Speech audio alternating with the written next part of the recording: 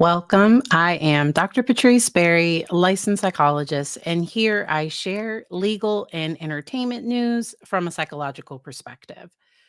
This sentencing happened just this past week, and I want to say Friday, but my days are totally off. I can't believe tomorrow is Mother's Day. Like things are just going by very, very quickly. And I am so glad that the judge required Adam to be present in court because Adam Montgomery was not in the court for this actual trial. So he was found guilty of unaliving his daughter, Harmony. And she was just a defenseless, good, like she was just such a sweet little girl. And the things that would irritate him and that he would get mad about, I think that was his own kind of anger. I think that was his own stuff. And I don't believe him when he says that for the first black eye he gave Harmony. I don't believe him that she was like trying to smother the younger child. If she was trying to quiet the child, first of all, at her age, she shouldn't have been left to watch an infant. That wasn't appropriate. And then secondly, he is just so aggressive. I could see him going off on her for no reason whatsoever. Thank you to everyone that is joining live. Welcome, welcome. And if y'all have questions as we're going, please let me know.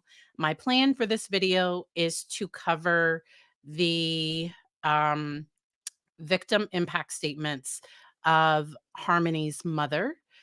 We unfortunately are going to sit through Kayla, his wife, and she witnessed what happened and she participated in um like I think dismembering the body, and her statement is not a victim impact statement for Harmony. It is not at all, but I think we do need to talk about it. So we're going to listen to that. And then I'm going to play a little bit of the press conference.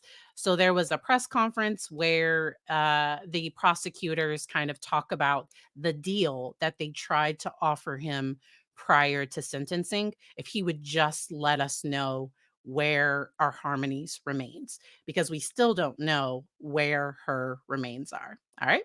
So I am just gonna do this. And so this is just him coming into court. His demeanor, because this was my first time kind of seeing him in court, his demeanor is just at one point when his lawyer is talking, I'm not gonna play his lawyer's statement where she's almost, I don't know, like, I think they're still, I don't know, like, I don't, because he's still maintaining his innocence. Okay. But, but the way he's looking at her is just, ugh, okay. And if you'd like to see body language analysis of his behavior, Dr. G Explains did a great video covering Adam's demeanor here. So this is just him sitting there. The prosecutor gives their opening statement. I want to skip ahead to Harmony's mother's statement. All right, I'll put closed captioning on. Make sure to breathe as we're listening. This is just very, very heartbreaking. And also, when we get to the adoptive fathers for Jameson, and I do want to talk about how an individual might talk with a child later if something like this happened. Yes, so let's start here.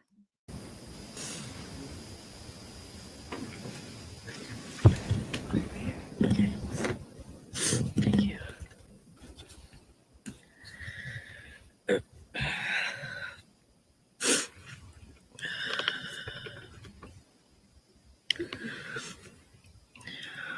To the monster who murdered my baby.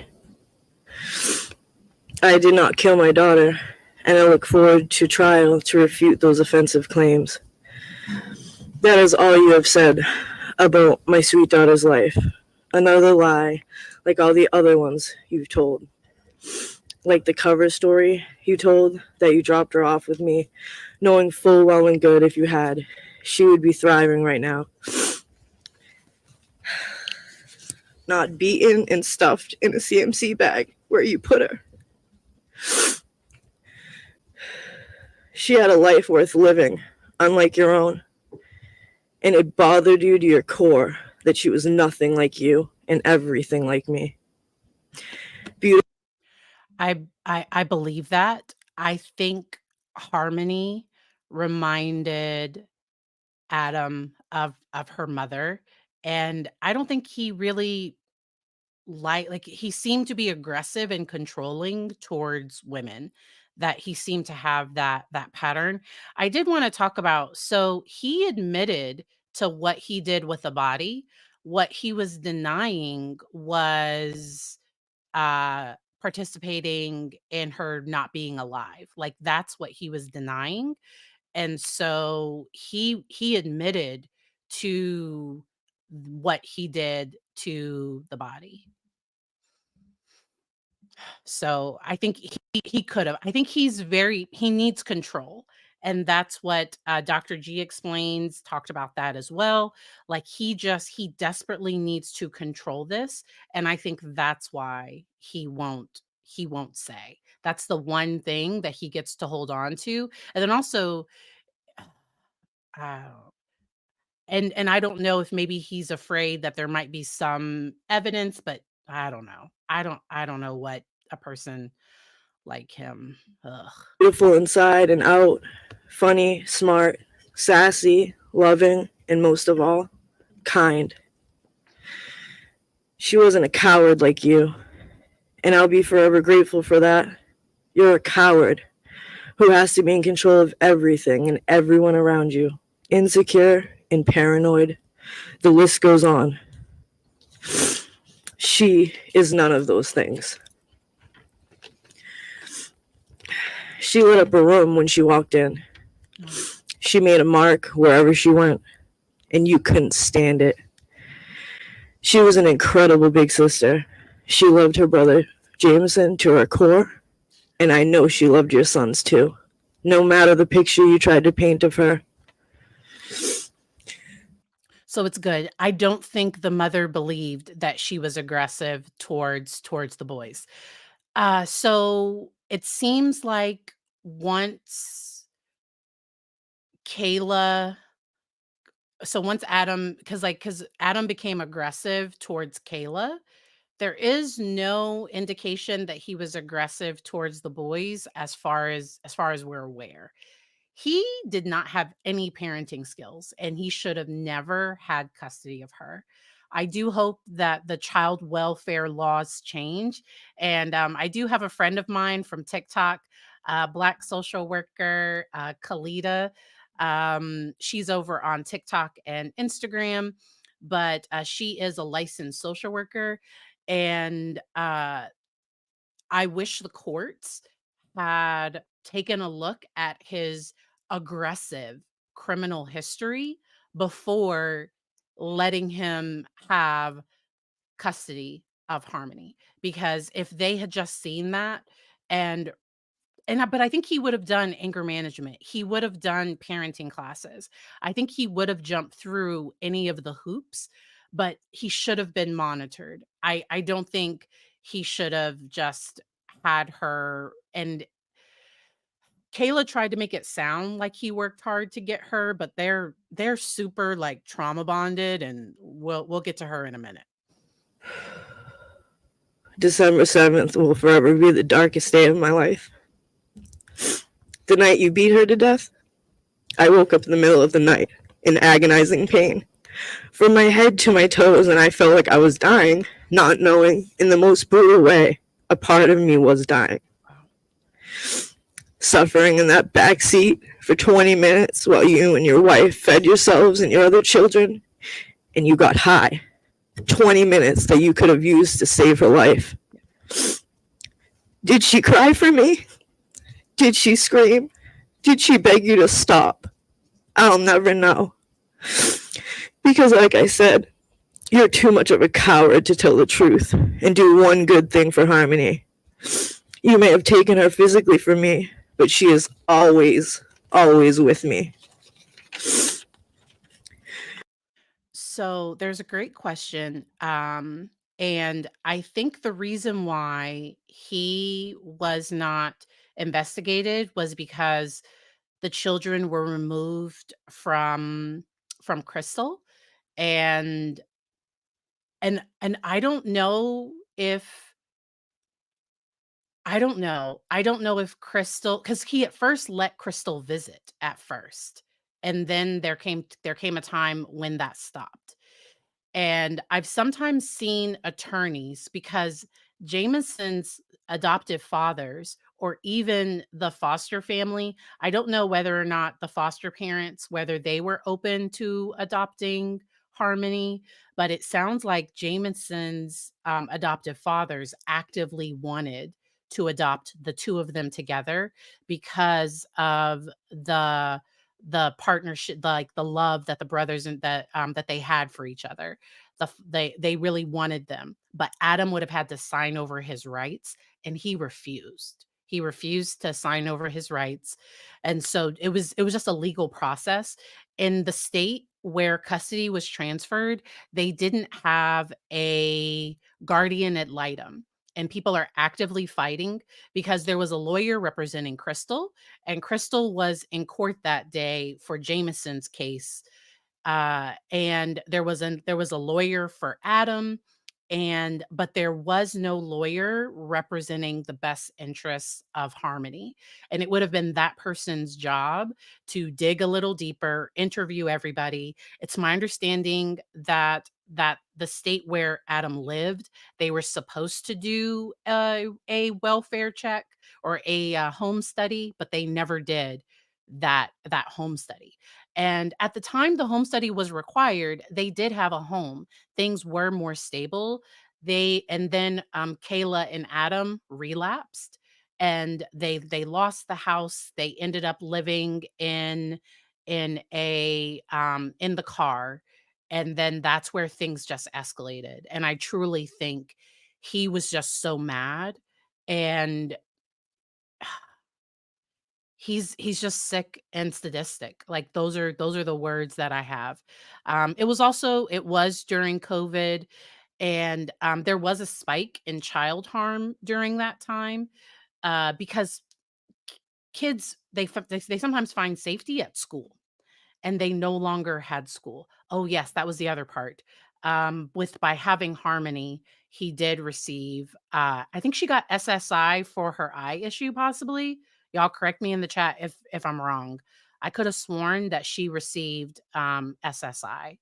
I could have sworn she did. 6 people living in a car, and Adam blames his family for not paying the bills and them getting kicked out. Adam does not take responsibility for his actions at all, at all. um it depends on the state. Sometimes there is some immunity if there's a failure of duty, because Adam's uncle, who testified in Adam's trial, Adam's uncle called CPS after seeing Harmony's black eye. And but it took CPS, I think it was almost a week later. It wasn't the next day. They didn't do a home visit the next day. They did a home visit within, like, it might have been like a week later. The bruise was likely healing. And by then, I think Adam had coached her to and what Adam said happened was that, like, she got hit in the eye with a toy. Like, he told some lie that didn't fit the injury, and sadly, the ball was dropped. CPS workers, in my opinion, should be paid between 80 to $100,000 a year for the work they do. There's no reason why. In most states, CPS workers are paid like 40 to maybe 50,000, like maybe sometimes third, and their caseloads are ridiculous. That does not excuse any of this. I'm just trying to say, if we're going to actively fight these things, you have to pay people, so that in this position you will attract people that see this as a career and that are going to do their job. Like, there's no other word for it.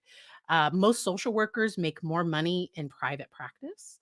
And so often when individuals are, and I have met some phenomenal CPS workers. I have met some phenomenal foster care workers, prevention workers, and then I've met some pretty like I've had cases where I left multiple messages for the worker, never heard back. The worker just left the agency without giving notice, and like my client is now left with like and the agency filled the position, but I've worked with individuals for years, and in that period of time they had 4 or 5 social workers. And so that's where I think we have to completely rehaul the system. And I agree, this system desperately failed Harmony, the person that it was created to protect. But let's keep going. And I will forever look for her until the end of my days. But I hope that every day and every night you are on this earth, you hear nothing but my baby's giggle. I doubt you ever heard it in this life. All she knew with you was misery and fear. I hope you hear her sweet voice telling you to stop hitting her over and over, or how she looked the very last time you saw her, broken and bruised. You were supposed to protect her, yet you did the opposite. Harmony wasn't anything to you but property that you could throw away when she was more of a burden to you than a meal ticket. Your hatred for me led you to act on your monstrous, controlling ways, and you took her because you just could not let her come home where she belongs. My love for Harmony outweighs my hatred for you. Yeah. But they both gave me the strength to listen to my instincts and to help the police put you away forever. Harmony will live on through me. And you can't do anything about it. You can't do anything to stop it. I wish you nothing but pain and misery for the rest of your pathetic life. And with or without you, we will find my daughter. I always knew you weren't a good person, which is why I left you. I just never knew to what extent. But now I know you're just plain evil.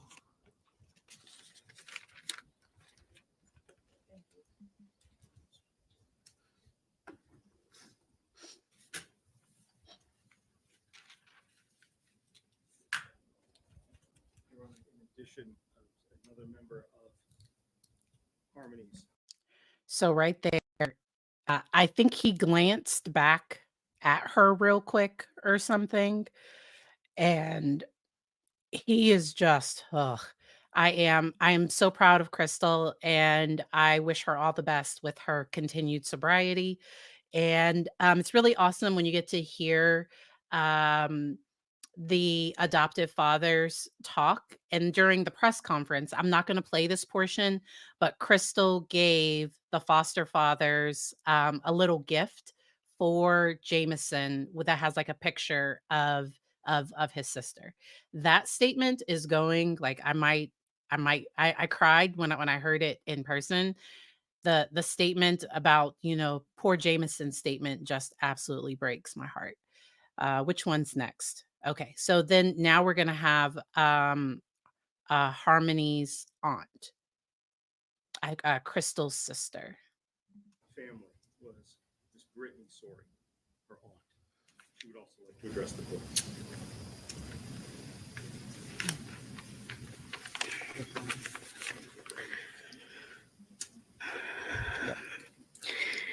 To the most vile human on the planet. The day Harmony was born is the day that will forever feel like it was just yesterday. My sister was in labor and you were in prison. Always keeping you posted. I remember that phone call with you right after she was born and they were both in the recovery room. I was talking you down from how scared you were because you just wanted to be the best dad.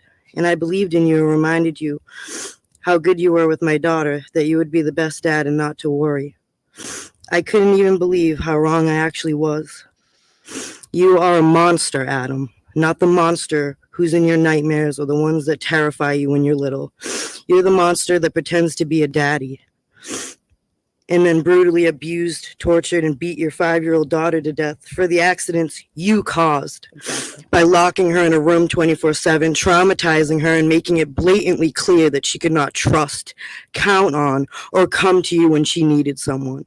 You didn't fight for her for 4 years like you had Kayla claim on your behalf. You lied and you forged documents. You did it to have control again over something in my sister's life. You never for 1 second loved Harmony, because if you did, she'd still be here today. You wanted to control her, and when you couldn't, over and over again, because she reminded you of my sister, you took her from us because you didn't want anyone else to have her. More proof of the absolute coward you are. The fact that you sat in court at your gun trial, like my sister said, and tried to use Harmony for some sympathy by saying you cannot wait to refute the offensive claims that you killed your daughter and you didn't and you loved her. Jury selection day, you showed up smiling at the jurors, proving exactly how evil you are.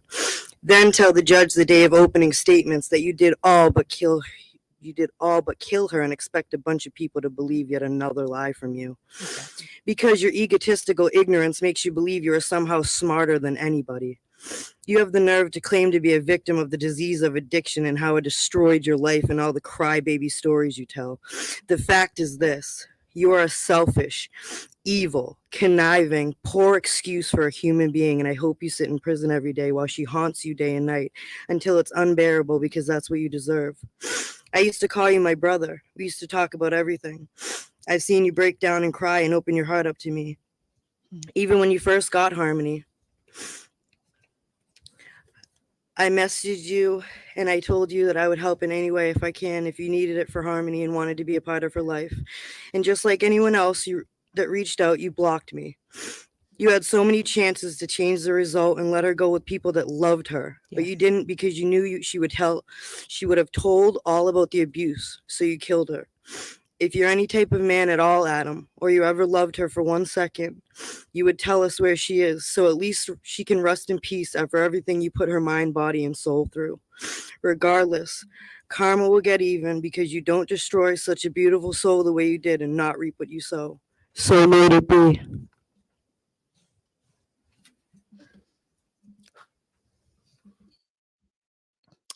I have no notes. No notes. That was yes. That was yes. Every single word of that. And he did not want to be there. I think he doesn't want to look like a child unaliver, despite that's what he is. That's exactly what he was convicted of. And I don't think he wanted to sit through all of that, all of that. I don't know why she said let it be. I don't know if that was like I don't know. And maybe that's a regional thing. I don't know. Uh yes. And the police, everybody has said that they will continue to search for Harmony's remains. All right. So now Kayla, Adam's wife, the one who was there in the front seat as he reached back and did what he did, the one who sat back and said nothing until she became his punching bag. Like, and I think she was mad that he had moved on. If he had never turned against her and if he had stayed with her, I think I don't think she would have come forward. It was her testimony and her statement that helped them find where where Harmony was. Well, not so like that they had kept her in the in the shelter, like they were able to find all of the things that they were able to find. And I believe she's supposed to be released soon. Not sure about any of that. I don't know if they held her until after this just to make sure that she didn't show. I don't know. I don't know why she's not out yet. In her statement, she does clarify that she does not have custody of her children. She supposedly is going to try to get it. In my personal opinion, I don't think she should be. There's nothing she could do to be able to have unsupervised contact with children. She allowed a child to be unalived, and she participated in in all of these horrific things, and she just got a phenomenal plea deal. She got a phenomenal deal because I think the case had hit a major roadblock, and without her testimony, it would have been more difficult to put him away. And so the judge tried to stop Jameson's fathers from testifying because they weren't like immediate family or something. So the judge tried to stop that. Kayla does have a victim advocate. Her statement is a mess, and we are going to listen to it. So let's go on ahead and start this. It starts out as a love letter. Like, it's like a love letter. She's trying to get closure, but then it's almost like there's this hope that she'll one day see him again. It is very odd. That's being kind. Oh, so mote One it of the be? other individuals in this particular event who is not present here in the courtroom today, but is the victim of the crime, that is the victim of the crime of witness tampering, is Ms. Kayla Montgomery. She has prepared a statement. We've submitted there. We will be submitting that to the court as well. It has been provided to the defense counsel. She has asked a victim advocate to please read the statement for her. If the victim advocate could please state her name for the record, and also the Kayla Montgomery's statement. Certainly. My name is Amy Van Auken, and I'm reading a statement on behalf of Kayla Montgomery. And no hate to Amy. Poor Amy. I'm so sorry that you were put in this situation to have to read this. But so all of this, everything I say is for Kayla, not for the person reading this statement. Goodbye. I wanted to write a letter to you because it's the only way to tell you how I feel. I don't know about you, but I need some kind of closure. I will forever have a place in my heart for you, whether you believe me or not. This is the family walking out. They do not, because she was there. She could have called emergency service. She could have reported what happened. And I am so glad that Crystal walked out, and her sister. I'm so glad that they walked out for this. You were my best friend, my husband, the person I chose to spend the rest of my life with. You are the father of our children we have together, and I'm forever grateful for having them. I will never forget the birth of our first son we have. That was one of the many best days of my life. We had just gotten married and started a family of our own. I'll never forget when your grandmother said to me, "You're the best thing that has ever happened to my grandson." I will always remember the births of all the children we have. Also, when you stepped up to be a father to Harmony. You worked so hard to get custody of her, and it took a few years, but you got her. I won't forget the day we picked her up and brought her home. So, in my personal opinion, this statement shows, because I don't think that Kayla really wanted to testify against him, but in order to save herself, she kind of had to, and she at least had that much self-preservation. Lori Vallow didn't even have that much self-preservation to throw Chad under the bus. But Chad's throwing her under the bus. But Lori Vallow, she would not turn on Chad because she really could have. But this is all about Kayla, and I don't think she understood. This is supposed to be how his behavior and how the death of Harmony, how that this is supposed to be speaking for Harmony. This isn't about her, but this is going to be about her. Okay, it just is. Ugh. Home. We were so excited. Then, during the summer, was when we both started to go downhill because of relapse. After 5 years of sobriety, that was the beginning of the chaos. By the time Thanksgiving came around in the year 2019, we were losing everything. My job, our place to live, and after living in a car for a few weeks, we lost that. At the same time, Harmony dies because of your anger and hitting her so many times. Yeah. We didn't even know she passed away until the car died, and we had to take our kids out of the car. She didn't respond. She was lifeless. Then a couple years go by, and during those years, we had to keep quiet about her being gone. You told me to stick with the story that you dropped her off at 6 a.m. at Dunkin's, where I no longer worked at, and brought her to her mother, Crystal, so she could stay there because it was better for Harmony. Then you came and picked me up when my shift was done at 2 p.m. She wasn't in the car, she was with her mother. During those years of having to keep quiet, you started physically and mentally abusing me, accusing me of cheating on you, telling on you, and trying to kill you. The first time that you really hurt me was when you accused me of cheating and had me on the living room floor against the corner of the wall telling me if I didn't tell you that I cheated on you, that you were going to F me up.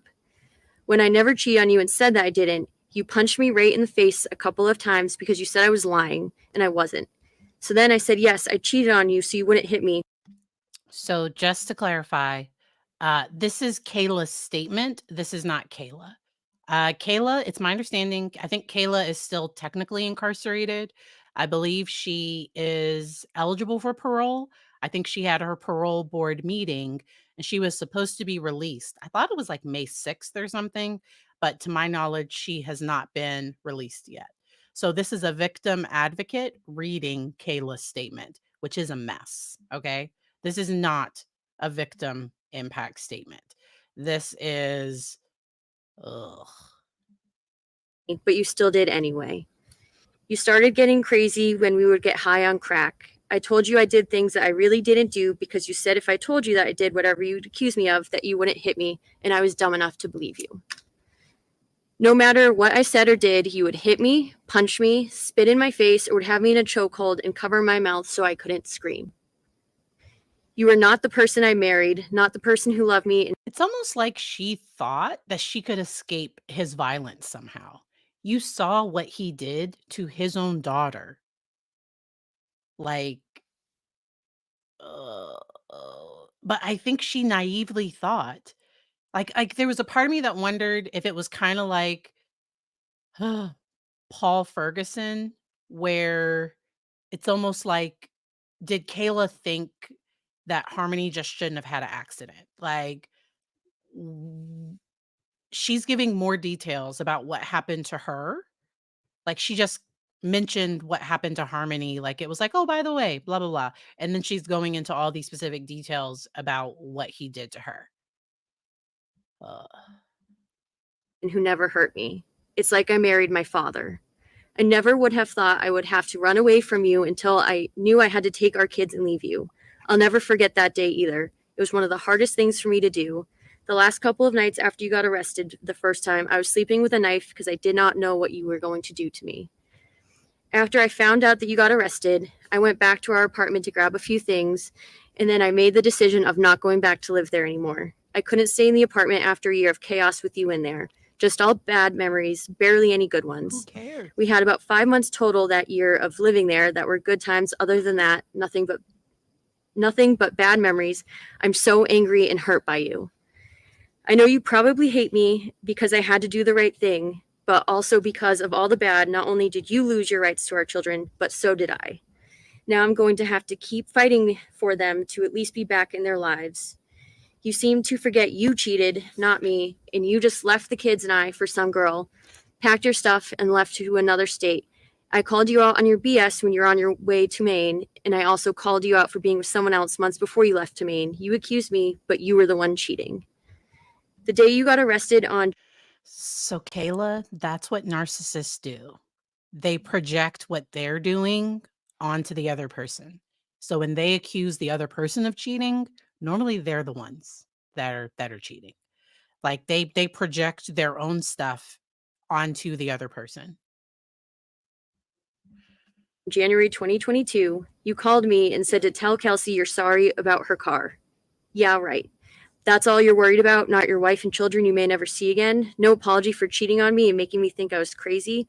So I got to do all I can to get back on track with my life. You caused so much hurt and pain. I don't even know why I still care about you and actually feel bad for you.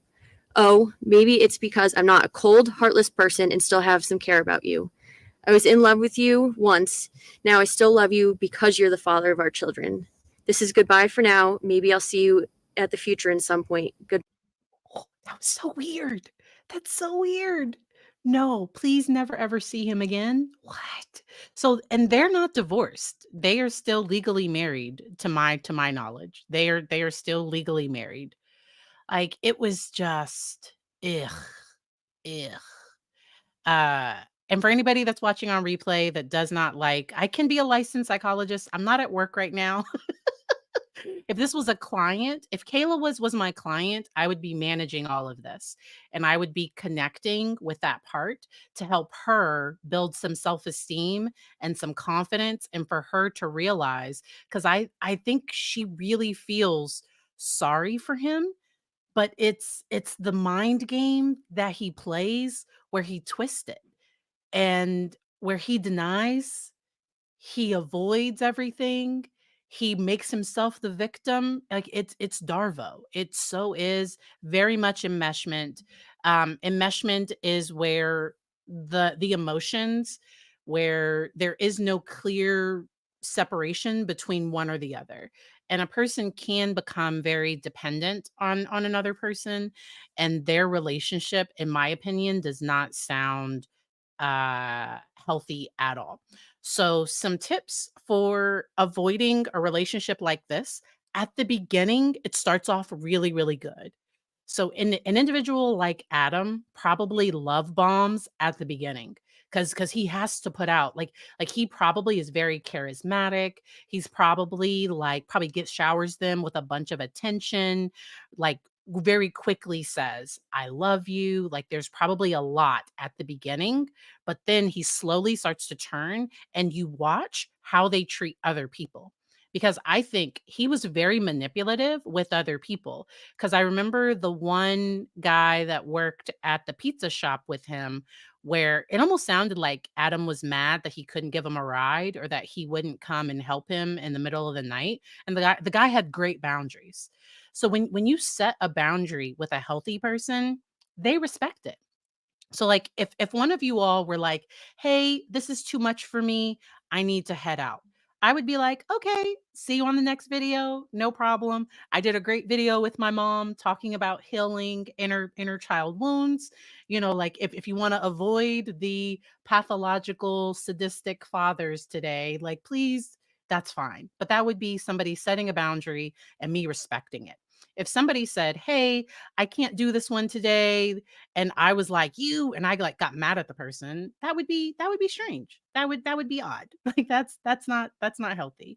And so I'm glad that that one's over. by Adam.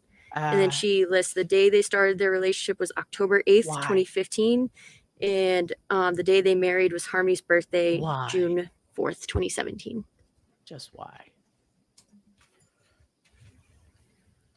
Let me look at Your Laura. Honor, one family member who I've heard from yet is with regards to a very young man. This is Harmony's younger brother, Jameson.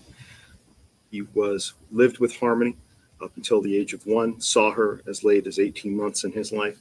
Both of his parents are here, Mr. Blair Miller and also Mr. Jonathan Bobbitt Miller, and they have a statement they would like to present. Prepare for this one. Okay. This one's heartbreaking. This one's tough.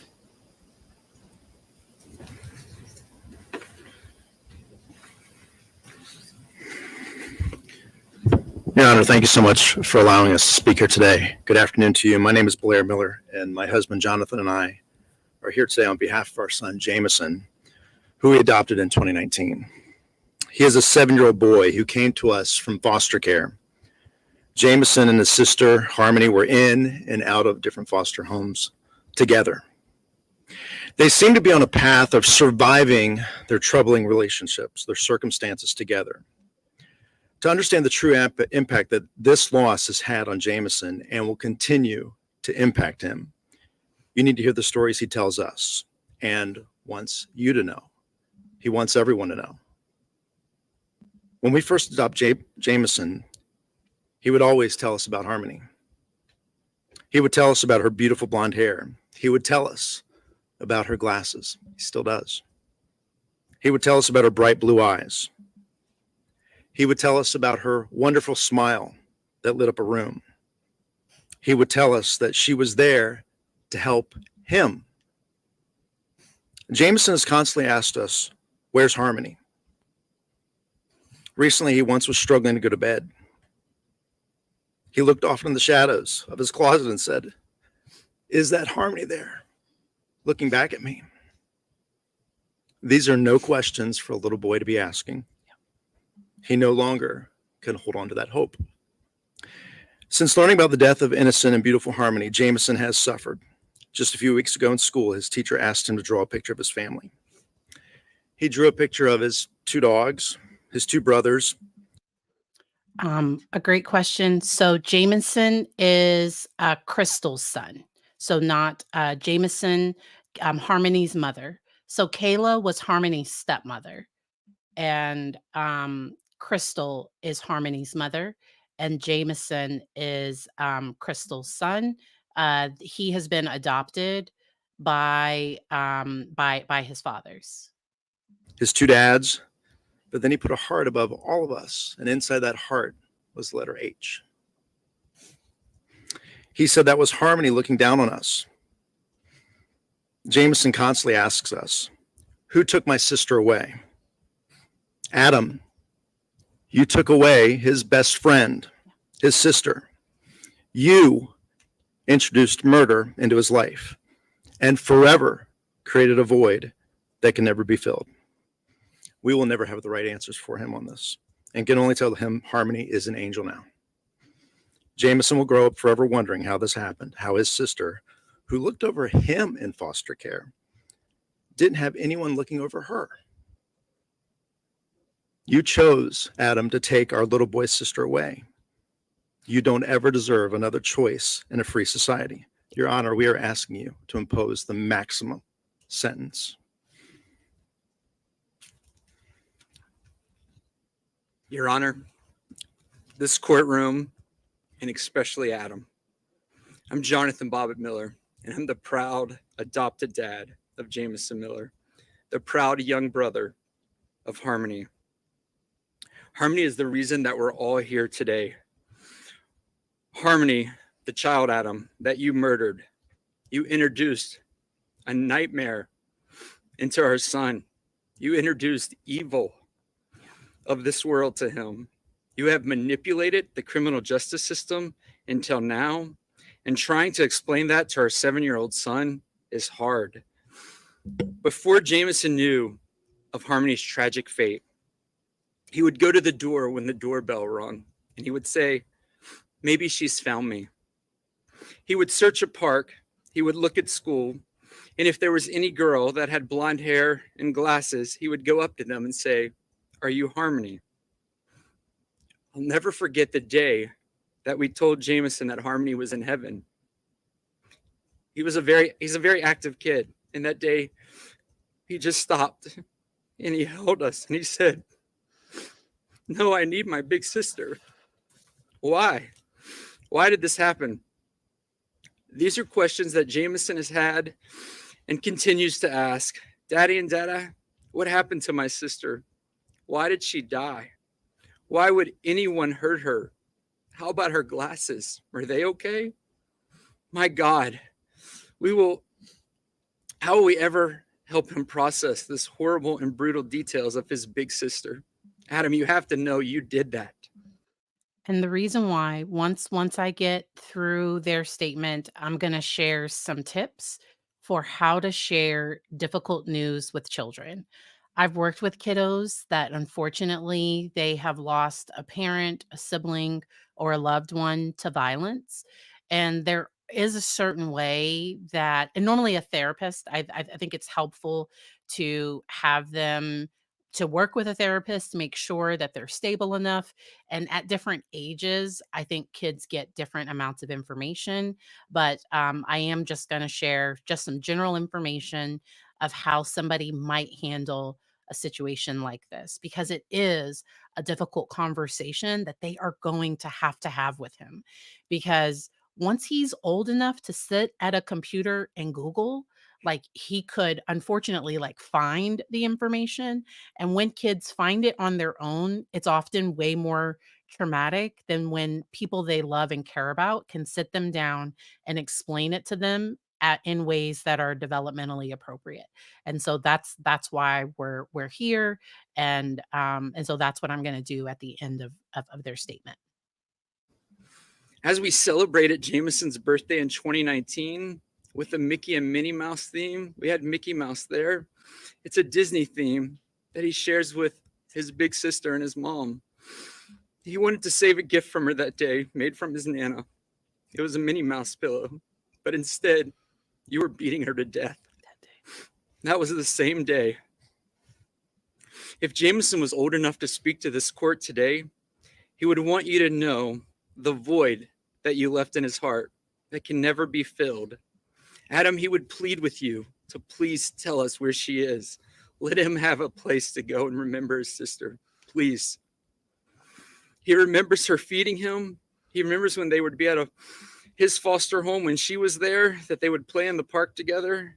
He remembers her glasses. He remembers how proud she was. How do we tell our 7-year-old that you murdered his sister, his protector, his best friend, and you showed no remorse? I wish they could be happy together today. Yeah. Jameson asked, is she unhappy in heaven? If she can see him, and if we can visit her, why would anyone hurt her? That's what you've done to her son when you beat his sister to death.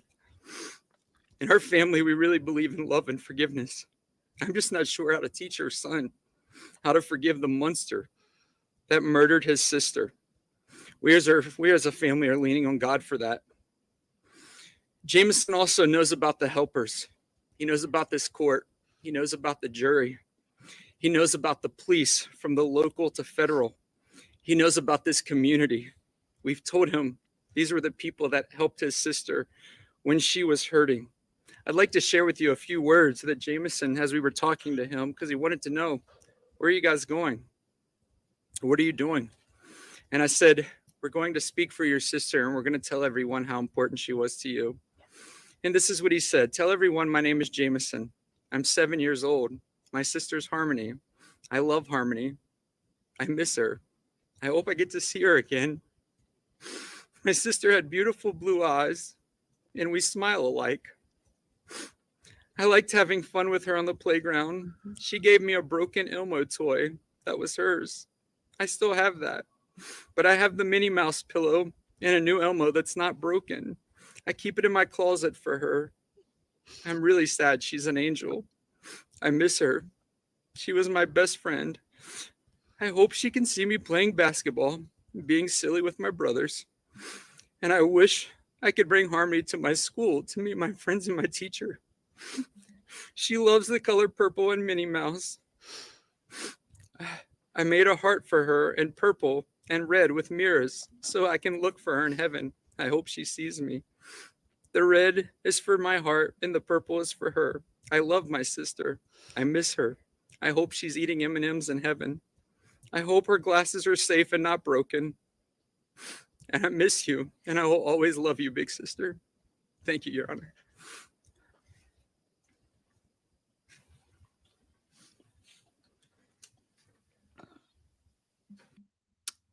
I'm just going to get a good pause. All right. And I agree that that no one should ever have to know this kind of evil, especially a child.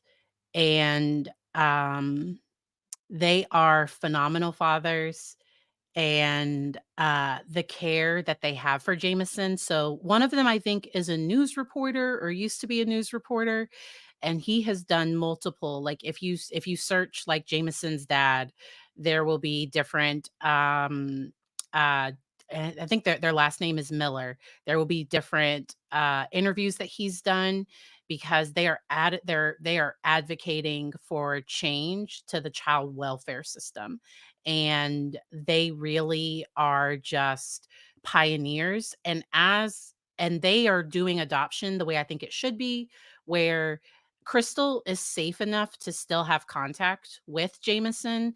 They still involve her, and they're not intimidated by his love for his mother. And they, if as long as the relationship is safe, they continue to maintain that. And like I said, at the end of court, we're not going to have time to get to the press conference, but they did share that Crystal gave them a special reminder of harmony to give to Jameson, which they're going to do. The reason why I say it's important to give kids age appropriate information is because sometimes they'll try to figure it out on their own, and it could make him have anxiety in ways where it can cause additional problems. So if now that Adam has been found guilty, we know that Adam is going to he's going to be in jail until he's at least, I think, 116 years old. And so now might be an okay time for them to let them know that the person that's responsible for Harmony not being here, that person is in jail. They were found guilty, and they're going to be there.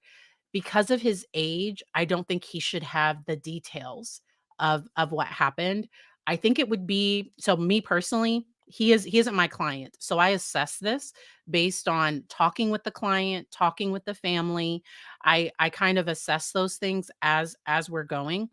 Um so he already knows that his sister isn't there and there's somebody responsible for it. He already knows that much. He so they've already told him that much, and I do think having a therapist oversee it, because kids have questions and kids are smart, and he could be at school and somebody could know, and he could find out the information the wrong way. I've worked with kids that have found out the truth from a cousin, from a friend, that have found out the truth from the wrong person, and it made them not trust their parents. And so I do think being able to trust their parents is really important. And because when they don't have the information, the truth is actually like this wasn't a random thing, sadly, because I think now they have a mission to fight to make sure that kids are with safe adults. The adults need to be safe. So children, because we talk about kids about not talking to strangers, but children are more likely to be harmed by somebody that they know than a stranger. And so I've seen so many stories recently about teachers, especially right now. And sometimes what you see on the news doesn't necessarily mean that like there's been an increase, because news is based on like what people watch. And so right now I've seen so many like female teachers getting in trouble for inappropriate behaviors with both male and female students. And so I do think it's good for kids to know, like, that if something isn't okay, if something doesn't feel right, to please talk with somebody. And I did a whole video on grooming, because we found out more just weird, disturbing, that father that had the sleepover for the 12-year-old girls, and he allegedly drugged them. And thank goodness that one girl knew that something wasn't okay, and she messaged her parents. They didn't respond, and she messaged a family friend. And then it turns out that this guy was saving photos of like coworkers' children. He would ask coworkers about the age of their children. Like this guy was exhibiting strange behavior. And so that's why I think sometimes what we do is we sometimes we hold information back from kids. When once you realize your child might not be believing in Santa anymore, I think it's better when they learn it from their parents, because a child feels lied to. And so if that's like not small, but like if that's think about what happened to your sister. And so that's where I think a licensed professional, because sometimes as a family, as a parent, we're trying to stop the hurt, but sometimes knowing who, because right now these families, they have closure right now because they know the guy that did this to Harmony, he's going to be in jail for likely the rest of his life. And that might help give them it doesn't, but that might help give them just a little bit of peace. They mentioned forgiveness, and I have videos talking about forgiveness. And I think that's each person's journey. And before you're able to forgive, you have to get all of your anger out. And so I do think like expressing the emotion, expressing how what happened impacted a person, but I wouldn't want my child to be held back due to fear that something might happen. And so that's where I just think giving information can sometimes be helpful. Um, so I think she just didn't drink the smoothie. The one girl, she thought something was weird. He got really mad when the girls switched straws or something. And yes, this was a case out of Oregon, I want to say. The whole thing is just really, really strange. And so that's why I just talk about how important it is for people. But like I don't think Jameson needs to know exactly how it happened, like the details. I don't think he needs the details, but I do think him knowing that, and this is just my thought, and I am not the the the therapist, but I just think that them knowing can definitely help. And so feel free. So this channel is LGBTQ friendly. If you don't like that, that's okay. Feel free to hop on to some other coverage. LGBTQ couples are actually one of the largest groups that I think do adopt. And when it's safe, when it's done well, I think that's incredibly, I think that's great. And so yes, all right. So that's why that individual won't be able to comment. All right. And so um so I think what happened, because Crystal was likely going to lose custody. I think Crystal wasn't sober, or like there was some issue because she had gotten involved with the welfare system, because that's when Crystal lost custody of Jameson. And then I think she wanted, because she had unsupervised visits, or like she was still able to visit with Harmony until Adam completely cut that off. And so um and her lawyer, in my opinion, should have redone, like should have moved the hearing, because Crystal was unable to attend the hearing where Adam was given full custody. And in my opinion, it seemed like the court system just wanted to be done, and just wanted to be done with with the whole situation. Yes, no worries, no problem. Because I had deleted a comment from earlier, and then it just kind of kept going, and that's why I try to talk about how phenomenal I thought the adoptive fathers were. And so yes, uh yes. And then we're getting to the Christopher Gregor situation next. Okay, we're in about 15 minutes, we're going to head over there. His parents gave some testimony outside of the presence of the jury, and the judge is still deciding what all he's going to let in. So we are going to get to that. I do want to let Harmony's foster mother. I thought Harmony's foster mother's statement was really powerful, and then you already know what the sentence was. So let's go ahead and play this part. Finally, with us today is Harmony's foster mother, Michelle Rafferty. Harmony was alive for 66 months in this world.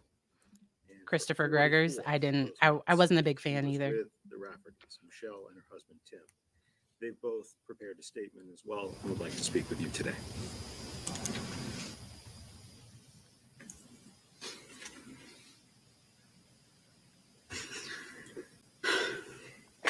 Your Honor, I'm grateful for the opportunity to speak here today.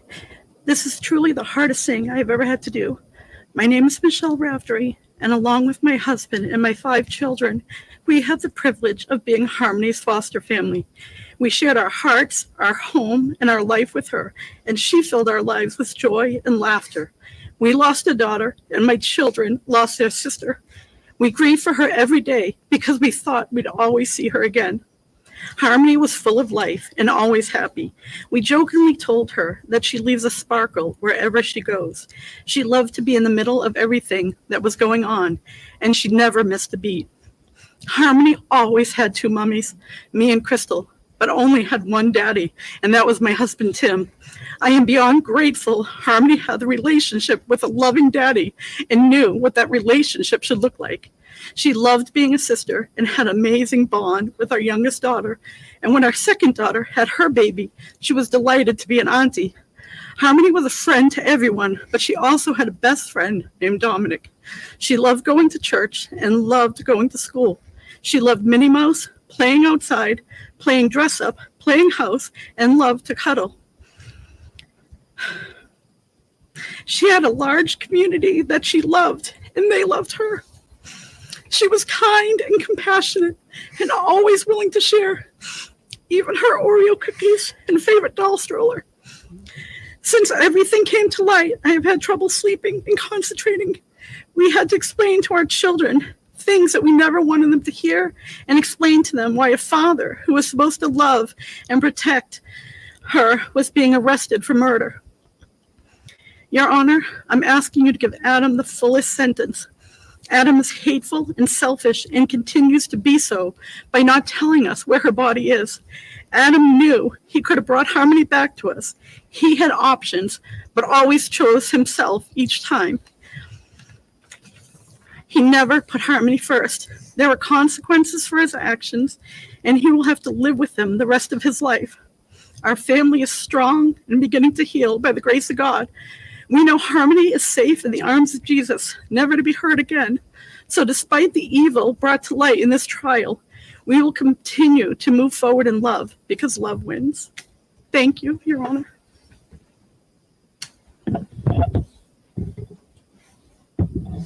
Whew. All right. And so most court systems, the birth family has priority anytime they're looking at termination of parental rights. And I think because it was two different states trying to work it out, I think that distance made it where some major balls were dropped. Some major things that should have happened didn't happen because Adam's home, he never did a child study. I don't think he ever did a drug test. I don't know that they were aware of his criminal history. Crystal's sister kind of alluded to forgery. So like I don't know if he lied about some things, which I wouldn't that wouldn't surprise me at all if he did.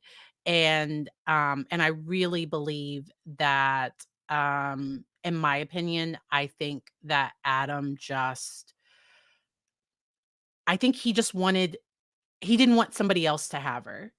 And I think he wanted to hurt Crystal. He seemed to be very, very sadistic, very much seemed to like causing pain to others.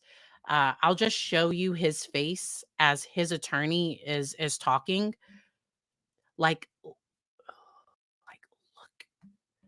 look. So his attorney talking, and he is intently just like staring down. I will never forget the testimony of the medical driver.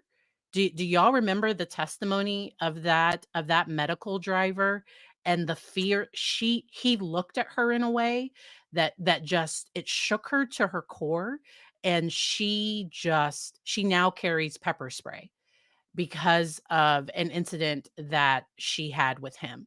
And I thought her testimony was incredibly helpful to the jury really getting exactly who he really was.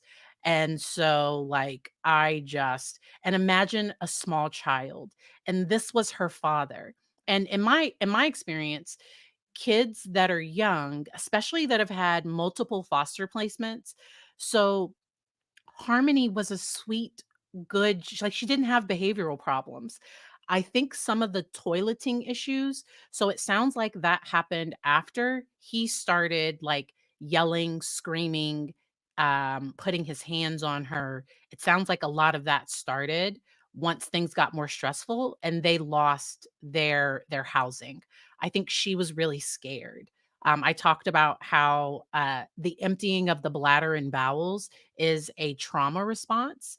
And you're so like when I have to testify in court, sometimes like my stomach will get kind of upset because in my body and like I'm like, oh, I'm fine. Everything like I'm not feeling that stressed. And then my stomach is like, ooh, we feel it down here. And I always make sure to go to the restroom. I try to make sure to not have like too much coffee or too many things that are gonna like upset my stomach. If I do have to testify in court, I eat like a banana and a bagel. Like I wouldn't have a big heavy dessert or a big heavy breakfast or lunch before going in to testify because stress can impact the body. And I do think she was just being a normal kid and he is just the worst.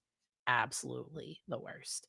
And so the judge took a break before she came back and talked about everything. He's a career criminal. Like he's done so much and the judge pretty much was like I'm going to put you away for a long time. And so I will play from this part. Let's just watch In her this. death. Therefore, the court sentences you as follows. On charge ID. And did you see what his face just did right there?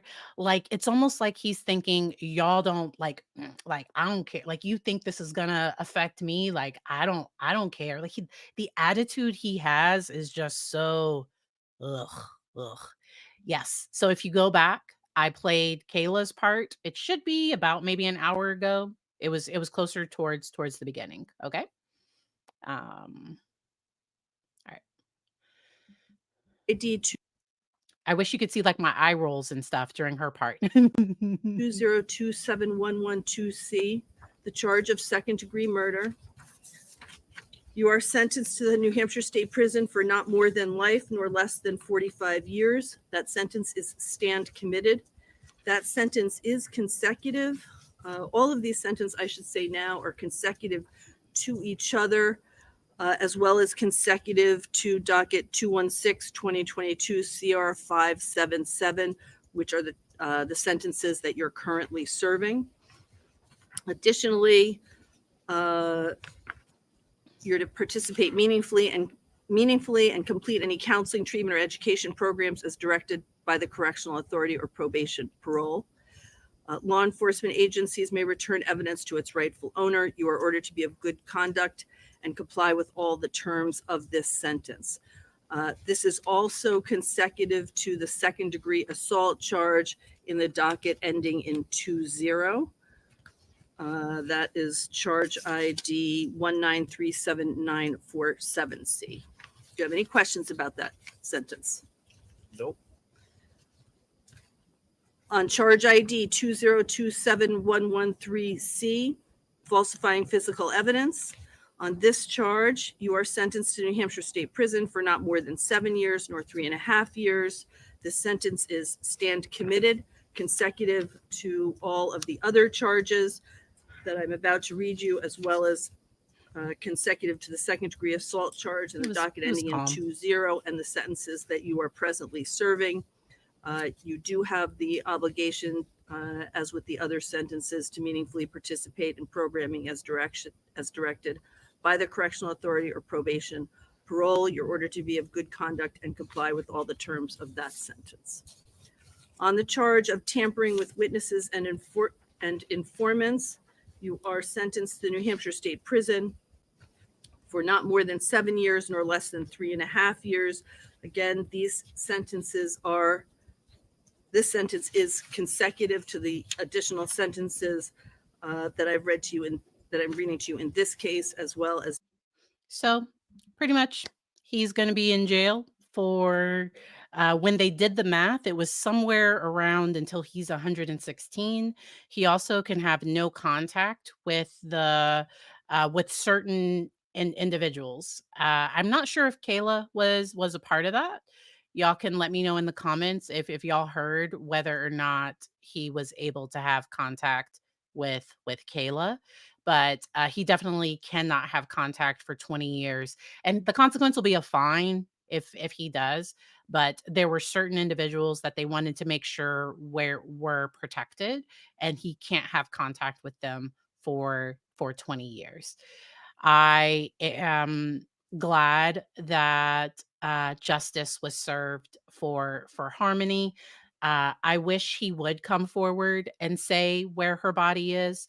Once again, the prosecutor, because they submitted asking for 56 years, and they they were going to edit that recommendation if he would just say where she was, and he didn't. He won't. And I think that's once again his last thing that he gets to control.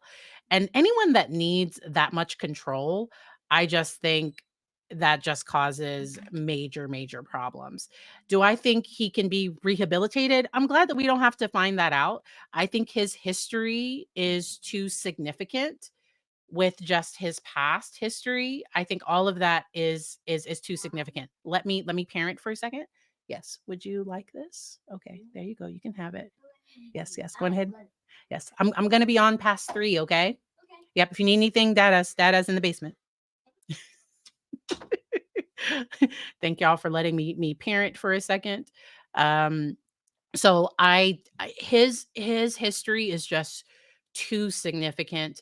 I'm not surprised the judge locked him up for that period of time. He likely has antisocial personality disorder. He likely thinks he's above rules, he's above laws, but in a way that is criminal and that causes him to be, in my opinion, a risk to others. He has had multiple violent offenses. He is definitely a risk to children, definitely a risk to women, I think, or even men that cross him the wrong way. And so I don't think he's willing to admit his part. So if he was willing, if he had learned something, if he could even fake that empathy. So I don't know if it's fake or real. I suspect, I'm just giving my opinion, Ruby Frankie knows what to do and say to try to lessen her sentence. To me, Ruby Frankie is trying to present like she's learned from her ways. She knows that what she did was wrong. She was brainwashed by Jody. But after reading Ruby Frankie's journal, and I hope the parole board looks at her journal and just how the things that she wrote down, the things she thought would get the evil out of her children, all that stuff is just very, very concerning. And so, like, ugh, ugh. Um, and not all women, because there are other women that have also gotten life in prison. Uh, but yes. All right. So we are going to hop over and talk about the Christopher Gregor case. If you are done for today and you don't want to watch that, do not come with us over there.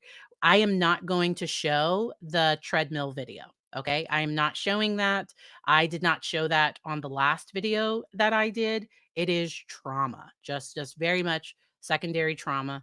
I watched it. I think I've seen it because I was watching coverage of things that played it, and I can't get that out my head, out my mind, and I will not be playing it. But I will be talking about Christopher Gregor's past because I don't think the jury's going to know about his the allegations of his violent past, but I do think that I do think that I think it's important for us to definitely talk about it. We are gonna talk about it. So I hope everybody, if you are a parent, if you are celebrating Mother's Day, I hope you have a good one. If Mother's Day is hard, I send lots of well wishes to everyone as well. I actually have a podcast episode called like When Mother's Day is Hard. My mom and I think it was last year, we did a conversation. Yes, you will be redirected to the next stream. Just give me like a minute to like set everything up and we'll be good to go. Y'all have a good one. I'll see you on the next one. Bye.